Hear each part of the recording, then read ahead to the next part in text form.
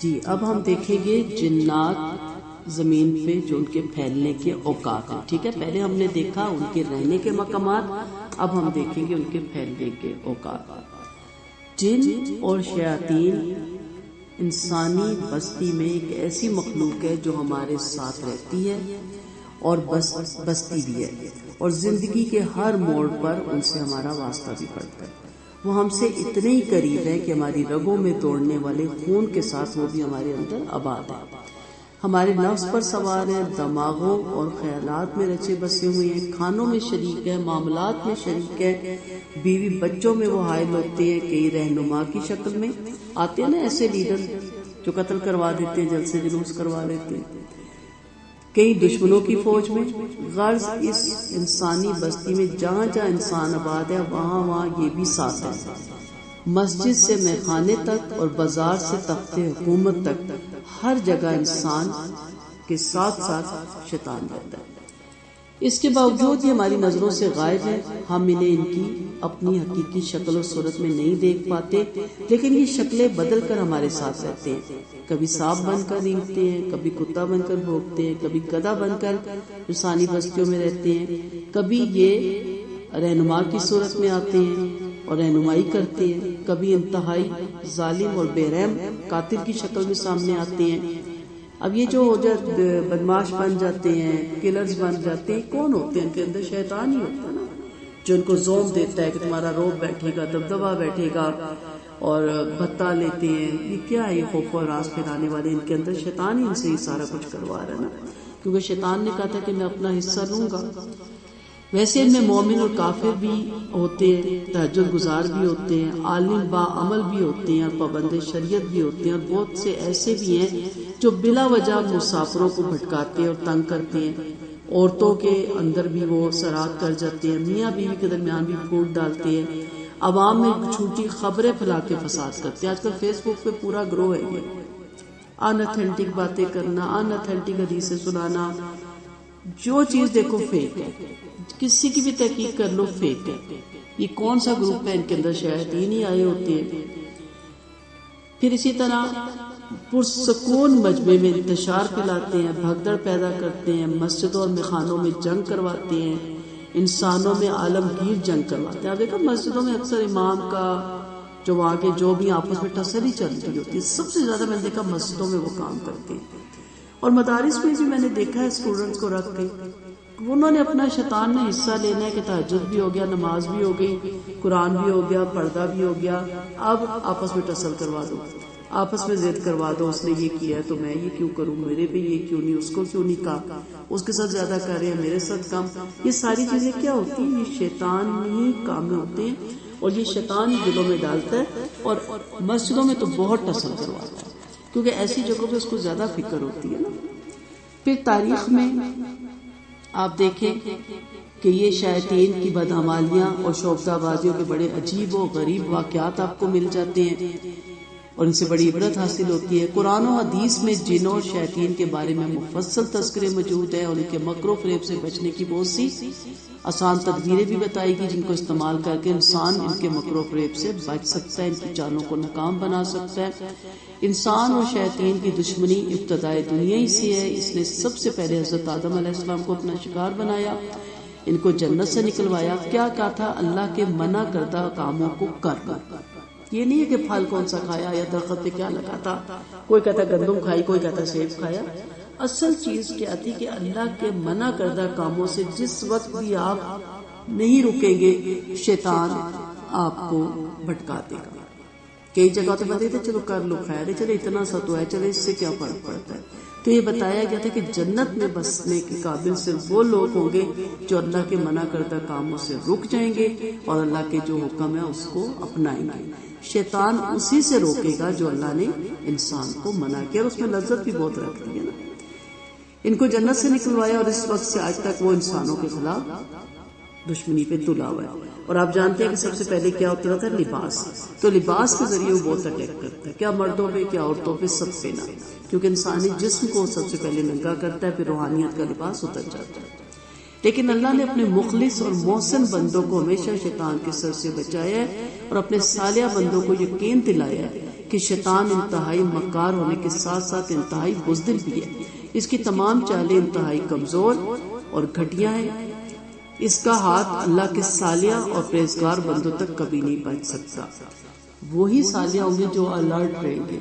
ہم الرٹ رہتے ہیں میری نند یہ نہ کر جائے، میرے شور کے کان نہ بھر جائے، میری ساس یہ نہ کر جائے. کرنے سیاست کرنے والوں کی سیاست ہمیشہ ناکام ہی رہتی ہے. آپ اپنے رب سے تعلق جوڑیں اور آپ یہ دھیان رکھیں کہ شیطان میرے اندر ایسا وسوسہ نہ ڈال جائے، میری سوچ میں ایسی کوئی چیز نہ ڈال جائے کہ میں اپنی ساس یا ناند یا جٹھانی یا پڑوسن کے خلاف نہ ہو جاؤں. اگر آپ نے اللہ کا در پکڑا ہوا ہے تو کوئی آپ کا کوئی نقصان کر ہی نہیں سکتا. آپ اللہ کے ساتھ لگے ہوئے ہیں نا. یہ کیسے ہو سکتے کہ آپ نے اللہ کا در پکڑا ہوا ہے اور اللہ آپ کو خدا نخواستہ رول کے رکھ دے. ہوتا یہ ہے کہ اللہ کو تو رکھا ہوا ہم نے صرف نماز میں بس سجدہ کرنے کے لیے، باقی ہم خود بڑے ہوشیار ہیں. باقی ہم نے دھیان رکھنا ہے کہ کوئی کچھ یہ نہ کر جائے. آپ اپنا دھیان رکھیں، ٹھیک ہے. یہ تو چلتا ہی رہے گا یہ جھگڑا. میں پیچھے بھی دعا کرے ان کی صلح کروانے جانا ہے، اللہ کرے آپ کی کسی کی دعا کی قبولیت ہو جائے. تو میں نے اسے یہی کہا، میں نے کہا بیٹا ساس اور بہو تو لڑتی ہی رہیں گی، میں لے بھی آؤں گی نا تمہاری بیوی کو، اس کا حل کوئی نہیں ہے. تم بیلنس رکھو، دونوں کو سمجھاتے رہو. زندگی کی گاڑی چڑھاؤ، یہ تو ازل سے ابد کرے. آپ اللہ کے ساتھ جڑیں، اللہ کو راضی کریں. ہر وقت الرٹ رہے کہ میں نہ کچھ ایسا کر دوں جو میری عاقبت خراب کرتا ہے. میری نند کر گئی تو کر دے، اب میں کیا کروں. میری جٹھانی کر گئی، میری ساس کر گئی، اللہ ان سب کو ہدایت دے. اپنی آخرت خراب کر گئی نا.